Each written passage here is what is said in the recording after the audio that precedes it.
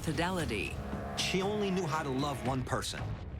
is an affair to remember. This is a story as old as time.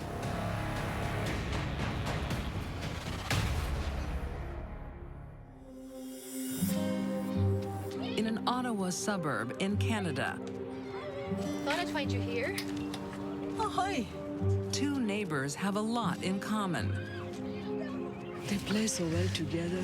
Yeah. 31-year-old Gurpreet Ronald and 40-year-old Jaktar Gill. Playtime's nearly over, though. I've got to get to work soon. All right, kids, time to go. Oh, let them play. I'll walk them home. The two families were friends. They would be together at family barbecues, neighborhood barbecues, and the children went the same school. All right, kids. Jaktar's gonna walk you home, okay? Okay. And professionally, two of the neighbors see each other every day. Gurpreet, a bus driver, works side by side with Jaktar's husband, Bhupinda, at the local depot. Felt like a long night, eh? Aren't they all? Spoke to your wife today. But over time, neighborly friendship becomes something else. Bhupinder and Gurpreet began an affair shortly after they met. And they start booking the same shifts together at work so they can be together. Do you want to know what we were talking about? No, I don't. A very intense relationship. Like that fire was hot.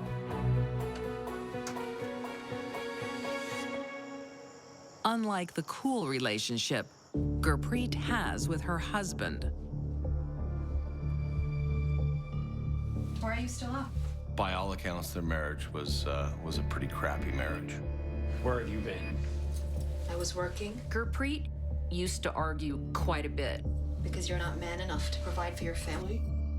It was always the same subject matter. He wasn't making enough money to make her happy. Your shift finished hours ago.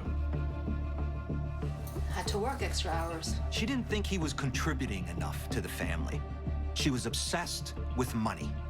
Money, money, money. Don't have a shower. Probably need it. Gurpreet isn't the only one with an unhappy home.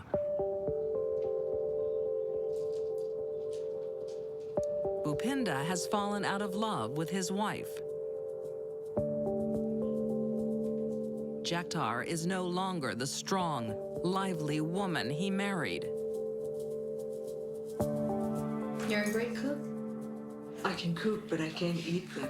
So Jaktar wasn't really that well. She had Crohn's disease. 3 kids to take care of. Gurpreet plays the sympathetic friend. It keeps her close to her lover. Gurpreet despised Jaktar Gill. She's a devil woman. In every sense of the word, despised, hated her. The only person Gurpreet despises more is her own husband. We don't have any money. What do you mean we don't have any money? All we have is debt.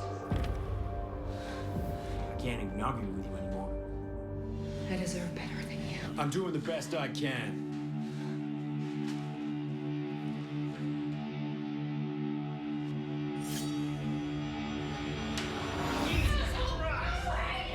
Gurpreet's idea of conflict resolution was grabbing a knife with a 10-inch blade. Verbal arguments for her would turn into her grabbing a knife. She's willing to use violence as a means to an end in an argument. In the end, the fighting leads to them separating. I guess it was one knife fight too many. Gurpreet wastes no time trying to settle her affairs and get as much as she can out of the marriage. She wants a new life with Bhupinda. He'll get nothing. But there's a problem. He doesn't want to lose his children and his assets. I can't divorce Jaktar. He didn't want to lose half of his stuff and money through a divorce. I'll lose money and the kids. It's just easier and makes more sense to him to stay together. You'll lose nothing. Gurpreet won't let a wife stand in her way. Gurpreet could put on a nice facade, but there was a side of her you could tell that you didn't want to. In Ottawa, Canada, I can't do this anymore. Gurpreet Ronald I know. and Bhupinda Gill When we'll be together? are having an illicit affair. I've got to go. Texts and phone calls back and forth was intense. Bye. It reminded me of, maybe two teenagers back and forth. But Bhupinda won't divorce his wife for fear of losing custody of his children and his assets. So Gurpreet has a solution. She wanted that man, and he refused to divorce his wife, so what did she do? She had to convince him that they needed to kill her.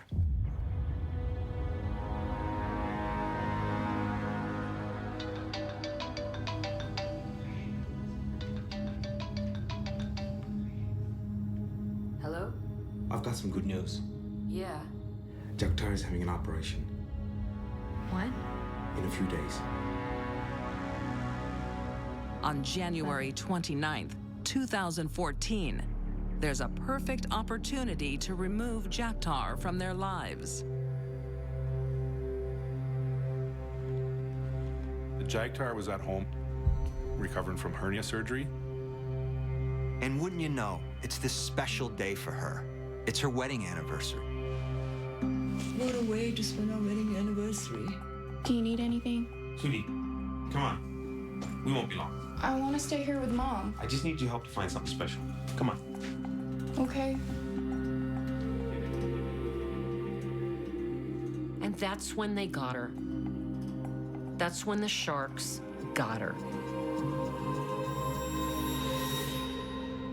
Bhupinder asked his daughter if she wanted to go with him to run a series of errands. Okay. And Gurpreet is actually standing in the window, looking, and they wave. So Gurpreet knows one thing right now. She knows that Jagtar is home, on heavy painkillers, by herself, on the couch, recuperating from surgery. Bhupinder left the door unlocked and possibly also left one of the murder weapons for Gurpreet at the front door. Jagtar couldn't have been any more vulnerable. She was defenseless. Gurpreet takes a barbell.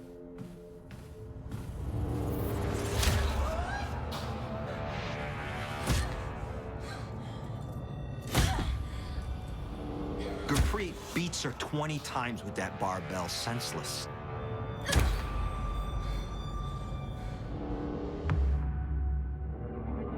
But then, that's not enough. She takes a knife. And she begins slashing and slashing and cutting and torturing her. The scene was one of the most gruesome scenes I've ever seen in regards to homicide. The injuries inflicted on Jagtar were outrageous. She wanted to obliterate this woman. With Gurpreet's job done, Bhupinda comes home with his young daughter. Jagtar's daughter. She walks into the house with flowers to give to her mother on her anniversary, and yet what does she find? She finds a bloody mess. These are images this child will never unsee. Who on earth lets their child walk into that absolute horror.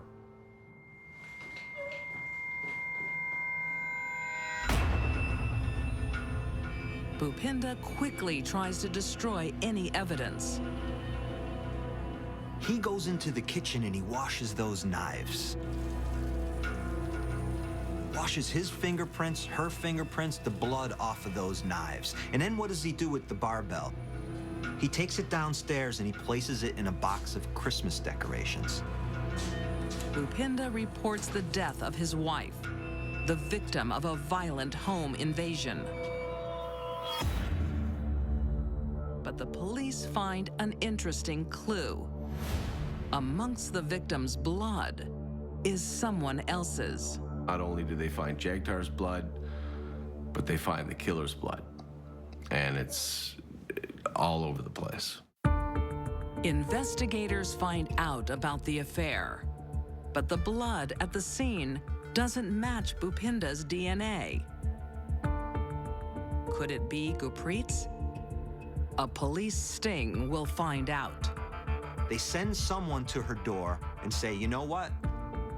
You can enter a contest and win this big prize. But you need to fill out this form. And you need to seal this envelope and you need to send it in. And Gurpreet, by sealing that envelope, what did she do?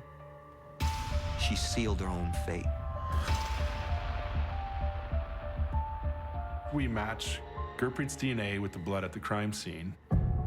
Now they need proof that Bhupinda is involved. So while they're searching the house one day, they come up with the barbell. But they leave it there. The detectives set up spy cameras.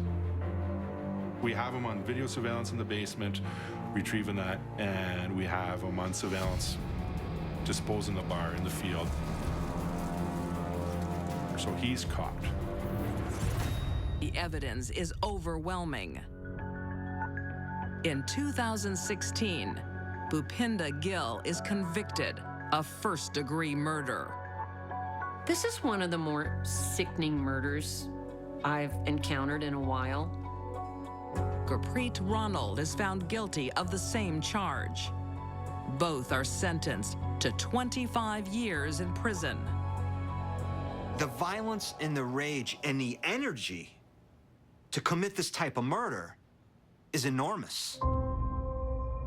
Gurpreet and Bhupinda could have had a new life together through the divorce court, but instead, they wanted more and took a loving mother's life. This is a story as old as time. A love triangle where the most innocent person dies.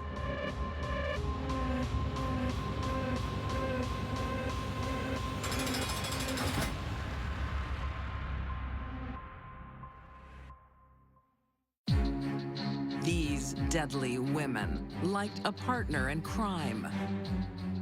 Donna Roberts used her toy boy to do her dirty work.